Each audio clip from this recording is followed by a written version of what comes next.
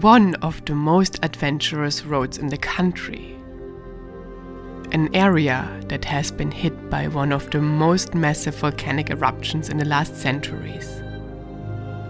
Hikes through craters, water crossing through volcanic fields. If you are looking for a big adventure in Iceland, do a trip to the Lucky Craters.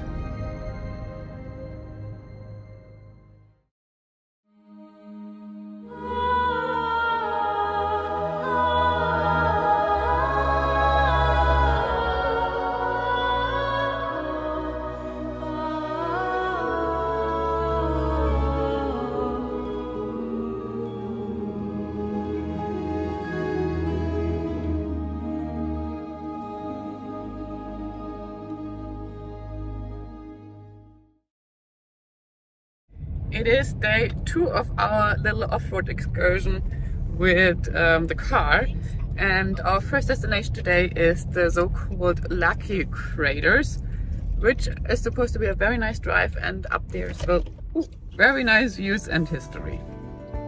There's only one road that leads to Lucky, and we actually had stayed very close to its start the night before at the fantastic Magma Hotel.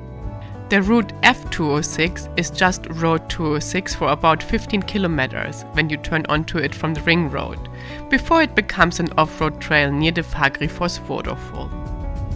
So Google says the road ends kind of here, which of course is not true, as you can see.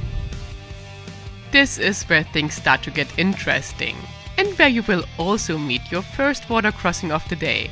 A pretty easy one though, due to low waters.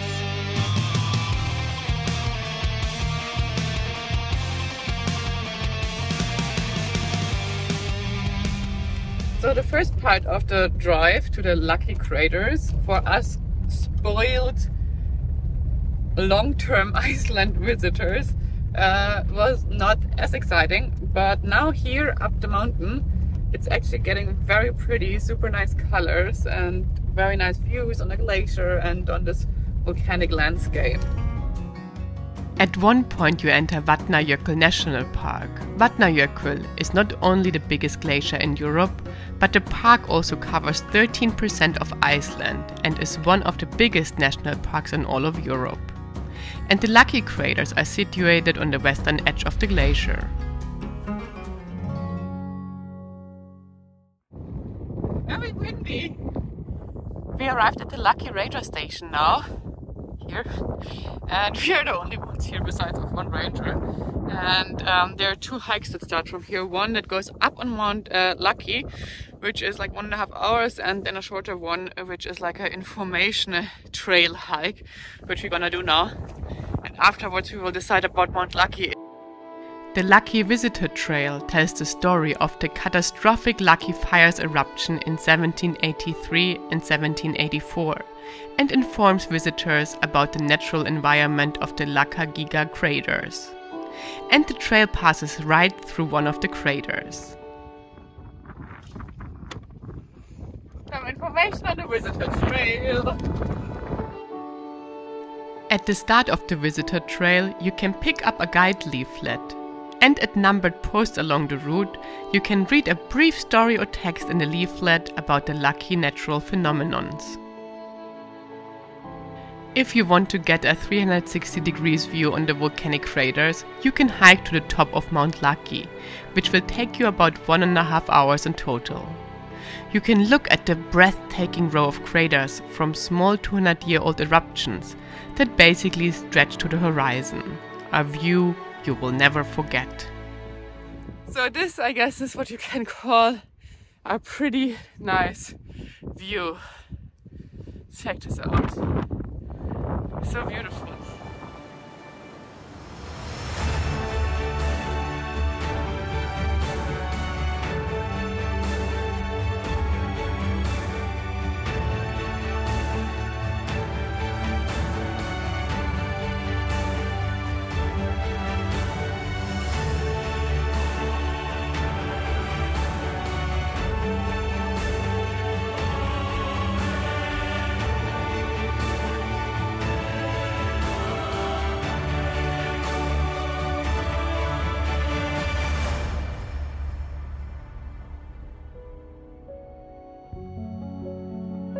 Around 230 years ago, here at Lucky, fire fountains erupted with loud explosions. Glowing lava flowed all the way to the coast. The eruption's influence reached far beyond Iceland's shores and even changed the history of mankind. The Skaftarelda eruption of Lucky is also called the Skafta Fires and began in 1783 and lasted until 1784. It was one of the most consequential events in Iceland. The ash cloud it produced was so dense that it made ports too unsafe to access or leave, halting essential trade routes around Europe. Poisons in the ash entered the soil via rain. Crops were destroyed and livestock died across the continent, with effects also being felt in North Africa and Asia. It caused a particularly devastating famine in Egypt. In Iceland itself, it led to the death of over 50% of Iceland's livestock population and the destruction of the vast majority of all crops. The following famine killed approximately a quarter of Iceland's human population. 1/3 of the population had to leave Iceland due to the shortness of resources and food. The Lucky eruption and its aftermath also caused a drop in global temperatures due to the 120 million tons of sulfur dioxide that were spewed into the northern hemisphere. From the ranger station, you are continuing driving on Route F207, which is a one-way loop road. It adds 30 kilometers of rough track to your itinerary, but the scenic detour takes you right up to the volcanoes and craters. A little further down the F207 lies Lambavatn, a large bright blue lake in the surreal volcanic landscape. Second little walk of the day, we go to a little crater lake that's supposed to be pretty close to the parking here. This is one of the best places on the whole loop that is also available to handicapped people due to the wooden planks.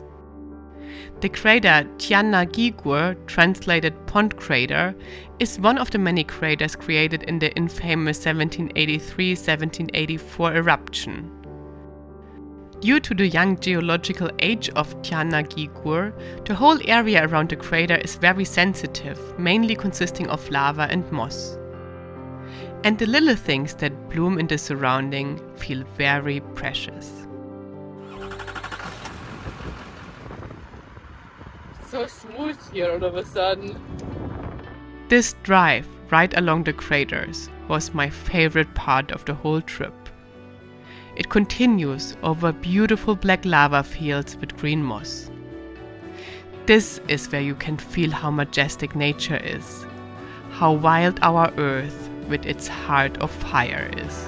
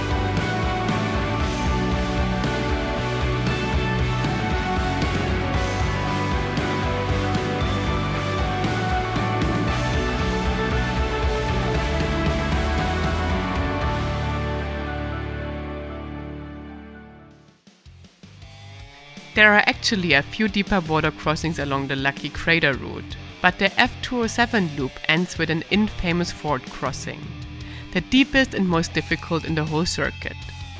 If conditions are not ideal, it's very hard and sometimes even impossible to cross. That's why you always have to inform yourself before heading on the Lucky Loop road. You can actually see videos on YouTube where people drowned their cars at exactly this crossing, but mainly because they drove through it too fast, not because it was too deep. Most of the time, in summer, classic rental 4x4 or SUV type vehicles can cross this ford without any problems. If you adjust your speed, inform yourself on how to cross rivers before doing so, and do nothing stupid.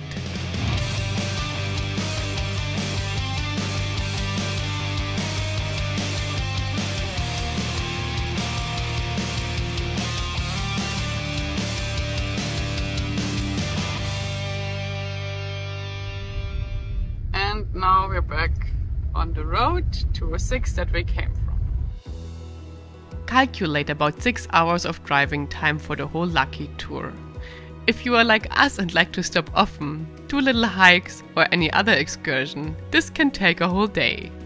But for us it turned out that this day was far from being over. When we stopped at a petrol station after finishing the Lucky route in the afternoon, we got some exciting news.